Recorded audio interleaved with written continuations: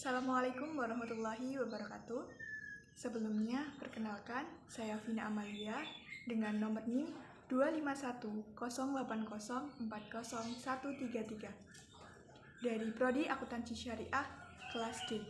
Tujuan saya di sini adalah untuk mempresentasikan tugas mata kuliah Ulumul Quran yang diampu oleh Bapak Dr. Ahmad Fauzi, MSI.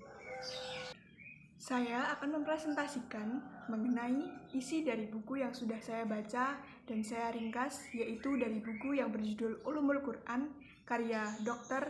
Nakiyah Mukhtar MAG. Baik, langsung saja kita masuk ke dalam bab pertama, yaitu Ulumul Quran dan perkembangannya. Pengertian Ulumul Quran. Dalam istilah yang berasal dari kata ulum atau ilmu-ilmu Al-Quran. Secara terminologis, ilmu yang membahas hal-hal terkait Al-Quran mulai dari turunnya, penyusunannya, penjelasan makna, hingga pemahaman terhadap ayat-ayatnya. Cabang-cabang dari Ulumul Quran itu sendiri yaitu mencakup asbabun nuzul, qiraat, miskah, mansukhoh, ijaz Al-Quran, gharib Al-Quran, tafsir, dan metodologinya. Manfaat Ulumul Quran yaitu yang pertama, mengetahui hal-hal Al-Quran dari masa turunnya hingga saat ini. Yang kedua, menjaga keaslian dan kebenaran bacaan Al-Quran. Yang ketiga, memahami kandungan, makna, dan hikmahnya. Dan yang keempat, menyangkal pemahaman salah terhadap ayat-ayat Al-Quran. Masuk ke dalam pembahasan sejarah pertumbuhan dan perkembangan Al-Quran. Pada abad ke-1 hingga ke-2 Hijriah, kondisifikasi Al-Quran, Mushaf Utsmani, Ismu Ram, dan Iqra. Pada abad ke-3 dan abad ke-4, yaitu muncul ilmu seperti asbabun nuzul, miskah, mansukh, qiraat. Pada abad ke-5 dan ke-6, perkembangan ilmu tajwid, tafsir, qiraat, dan penyusunan kitab besar Ulumul Quran. Pada abad ke-7 hingga abad ke-8, penyempurnaan qiraat dan tajwid oleh para ulama. Pada bab kedua, yaitu pembahasan mengenai Jami' Al-Quran. Secara bahasa, Jami' Al-Quran berarti menghimpun atau mengumpulkan. Dalam istilah, berarti usaha untuk menghimpun ayat-ayat Al-Quran baik dalam hafalan maupun lisan, sehingga membentuk suatu mushaf. Kondisifikasi Al-Quran tentunya terjadi pada masa itu, yaitu yang pertama, pada masa Nabi. Pada saat itu, Al-Quran dijaga lewat hafalan para sahabat, ditulis di media sederhana seperti pelepah kurma, tulang, kulit, dan batu tipis. Pada masa yang kedua, yaitu masa Abu Bakar.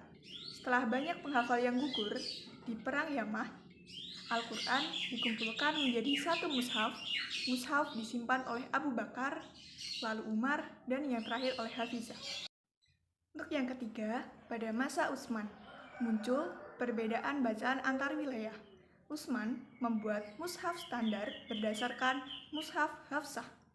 Salinannya dikirim ke berbagai daerah dan mushaf selain standar dimusnahkan agar bacaannya menjadi seragam.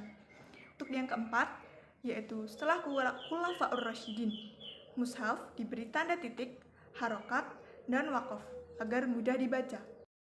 Pada kali ini, kita akan memasuki yang bab ketiga, yaitu Rasim Al-Quran. Pengertiannya yaitu Rasim Al-Quran adalah tulisan Al-Quran baik dalam penulisan lafaznya maupun penulisan bentuk hurufnya. Pada umumnya, tulisan Arab sesuai dengan pengucapannya tanpa ada penambahan, pengurangan, penggantian, dan perubahan. Dari Rasim Al-Quran dengan qiraah Al-Quran, yaitu Rasim Al-Quran adalah bentuk tulisan Al-Quran, sedangkan qiraah adalah cara membaca dan melafalkannya. Perbedaan dalam qiraah itu seringkali berhubungan dengan variasi tulisan dan rasim. Misalnya, perbedaan adanya huruf, tambahan, dan pengurangan. Masuk ke dalam bab keempat, yaitu pembahasan mengenai qiraah Al-Quran. Qiraah adalah cara membaca lafaz-lafaz atau kalimat dari ayat Al-Quran oleh seorang imam ahli qiraah yang selaras dengan kaidah bahasa Arab dan sesuai dengan salah satu mushaf Utsmani. Qori adalah orang yang pandai ilmu qari'ah. Macam-macam qari'ah yaitu ada berdasarkan tingkatannya. Yang pertama, mutawatir, yang kedua, masyhur, yang ketiga, ahad, yang keempat, syad, yang keempat, mardu, yang keenam, mudraj. Baik, pada bab kelima ini kita akan membahas ijaz Al-Quran. Ijaz adalah perbuatan seseorang yang mengeklaim bahwa ia menjalankan fungsi ilahiyah dengan cara yang keluar dari ketentuan hukum alam yang membuat orang lain tidak mampu melakukan dan bersaksi atas kebenaran klaimnya. Tujuan untuk membuktikan kerasulan Nabi Muhammad dan menunjukkan kelemahan orang-orang yang menolak kerasulannya, menjawab tuduhan orang musyrik yang menganggap Al-Quran adalah hasil dari perbuatan manusia. Masuk kepada bab ke-6, yaitu Asbabun Nuzul. Asbabun Nuzul merupakan suatu peristiwa yang ada kaitannya dengan satu atau beberapa ayat Al-Quran yang diturunkan ketika itu, baik sebagai jawaban atas pertanyaan, penjelasan hukum yang terkandung dalam ayat, kasus yang diceritakan ayat. Jumlah asbabun nuzul itu ada 2, yaitu yang pertama, ta'adud al-asbab wa an-nazil wahdid, yaitu terkandung suatu ayat turun ketika beberapa peristiwa itu mirip. Yang kedua, yaitu ta'adud an-nazil wa al-asbab wahid, suatu peristiwa bisa menjadi sebab turunnya beberapa ayat. Masuk ke dalam bab ke-7, surat Makkiyah dan Madaniyah. Surat Makkiyah adalah ayat yang turun di Mekah dan sekitarnya, seperti Mina, Arafah, dan Udaibah. Turun sebelum Nabi hijrah ke Madinah. Karakteristik surat Makkiyah adalah yaitu menekuni akidah dan keimanan kepada Allah, Rasul, dan hari akhir. Secara umum, surat dan ayatnya pendek. Yang ketiga, banyak menyebutkan kisah para nabi dan umat terdahulu. Untuk surat Madaniyah, yaitu ayat yang turunnya di Madinah dan sekitarnya seperti Badar atau Uhud. Turunnya setelah Nabi hijrah. Surat ini termasuk ke dalam ciri-ciri surat yang ayatnya panjang, berbicara mengenai orang munafik, banyak menyebutkan tentang istihad dan hukumnya. Bab ke-8, Niskah Al-Quran. Niskah Al-Quran berarti penghapusan, pembatalan, atau pengganti hukum lama dengan hukum baru sesuai kehendak Allah. Macam-macam niskah, yaitu jenis niskah. Yang pertama, niskah Al-Quran dengan Al-Quran. Yang kedua, niskah Al-Quran dengan As-Sunnah. Yang ketiga, niskah Al-Quran dengan Al-Quran. Dan yang keempat, niskah As-Sunnah dengan As-Sunnah.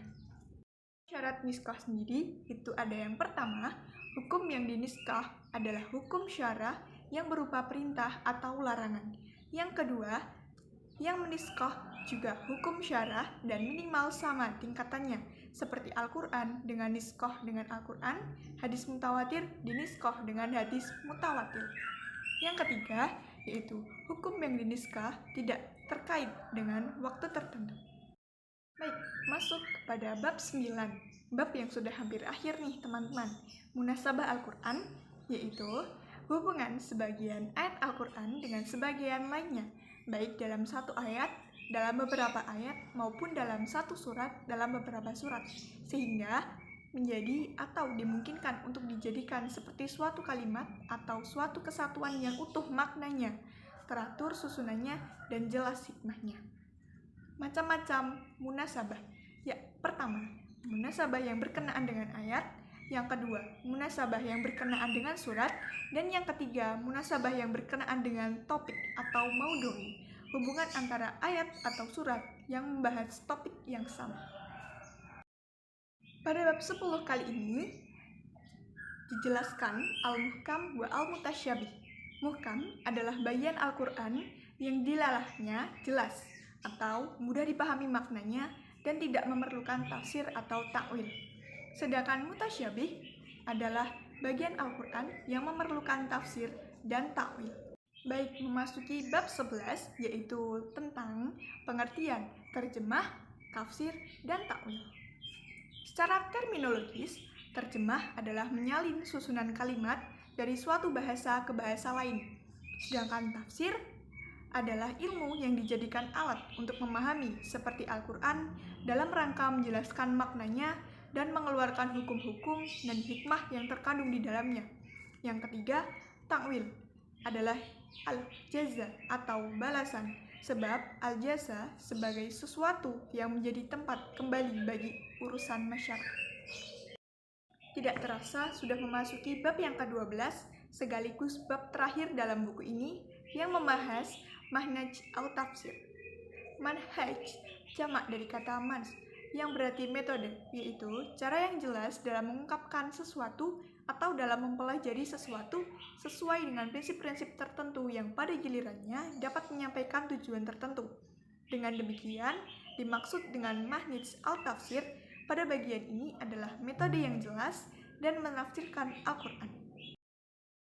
Baik, mungkin selesai sudah presentasi dari saya mengenai isi dan ringkasan dari buku Dr.